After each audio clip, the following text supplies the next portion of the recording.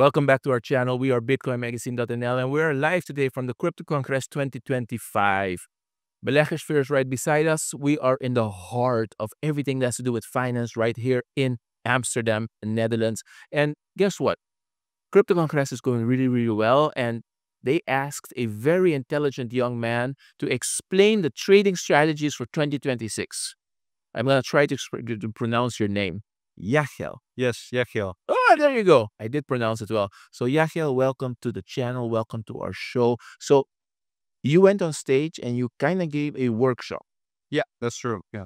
And walk us through it.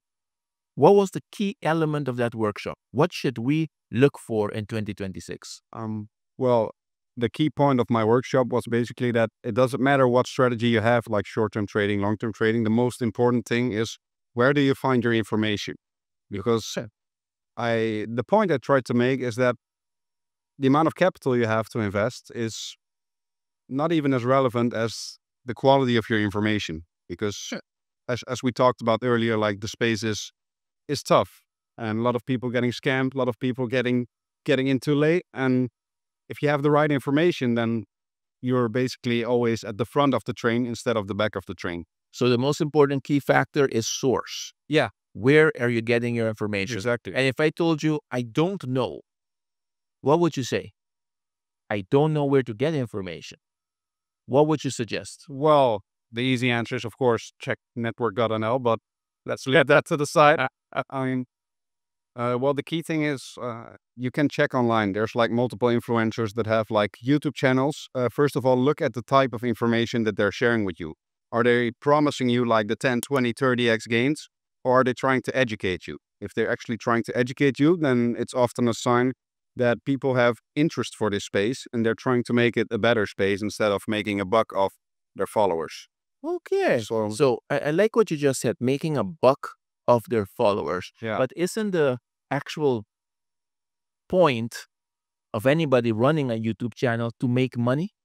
Yeah, well, in terms of monetizing your YouTube channel, you're right. Okay. But there's a big difference between YouTubers, for instance, that are actually educating their audience and YouTubers that are just being bullish all the time, to like dropping 10 new coins every week, like buy this, buy that.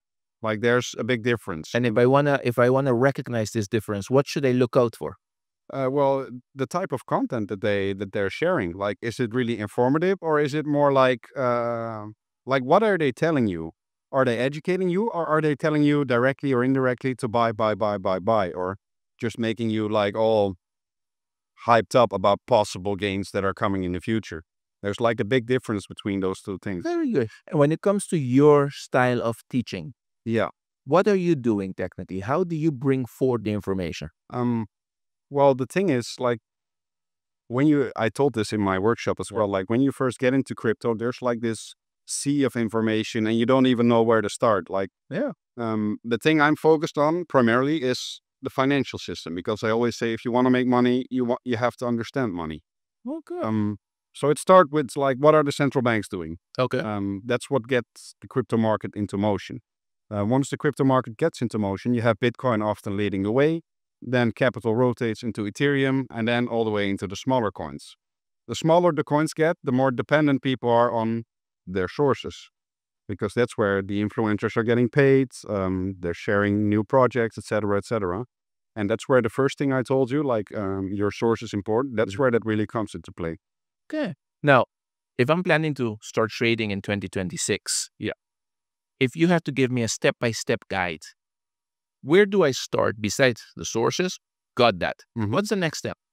Well, the first thing is learning technical analysis. Okay. Because I always say, if you get into trading but you don't know technical analysis, it's like getting on a small rubber boat on this side of Europe and hoping you're getting to the Dominican Republic, but you might as well end up in India. Yeah. So technical analysis is like the writing and reading of the market. Of the flow. Yeah, exactly. Very good. Now, source, technical analysis, and then when do I start making money?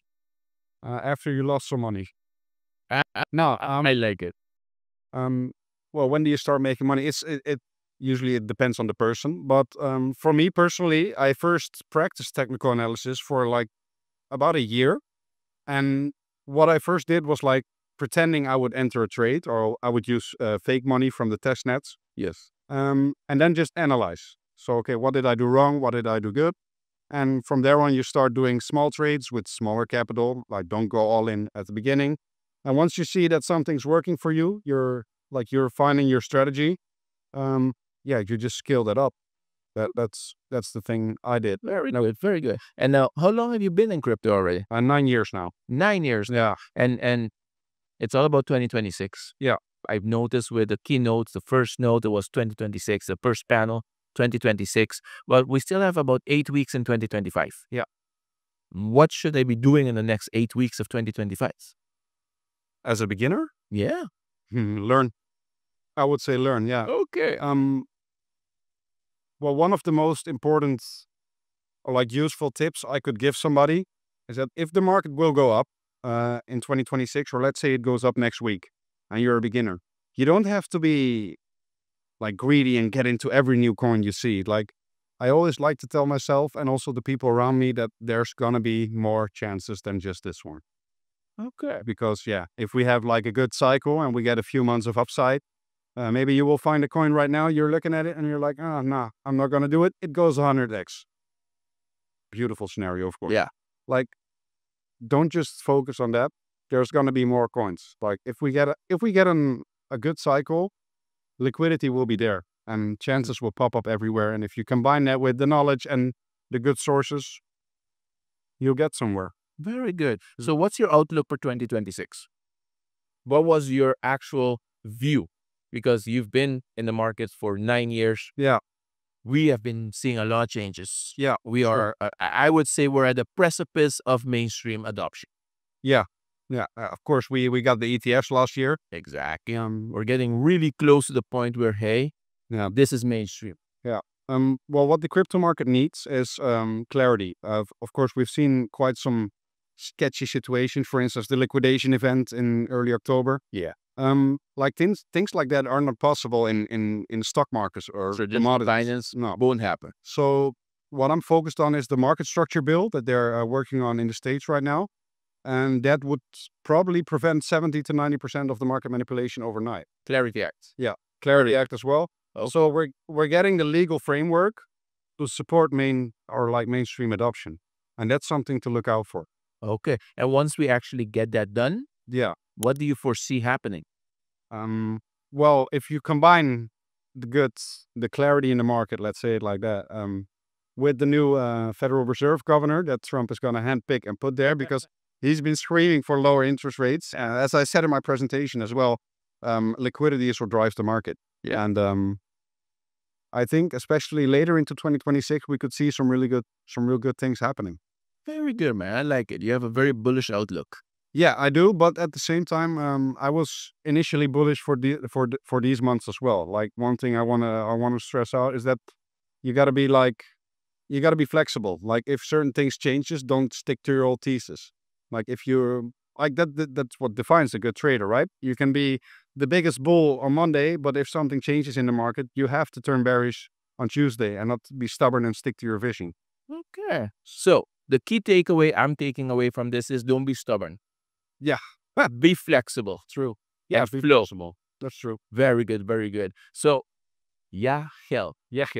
Yechiel. It's not easy, but I made it. You're used to it. That's it. No problem. So thank you very much for sitting here with us. Thank you very much for giving us a very good insight as to what we should be doing now, what we can expect for next year. And it starts with good sources. It starts with technical analysis. And eventually you will start making money. But he said something very important.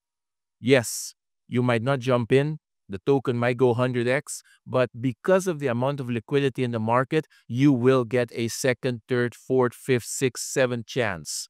So don't lose hope. We are at the precipice of mainstream adoption. So this is the time we all need to keep pushing forward for a crypto market that benefits all of us. Exactly. Thank you very much. My pleasure. I appreciate you here. We were live from Crypto Congress 2025, and we will keep bringing you key opinion leaders, the best and the smartest people in the crypto market right here on BitcoinMagazine.nl.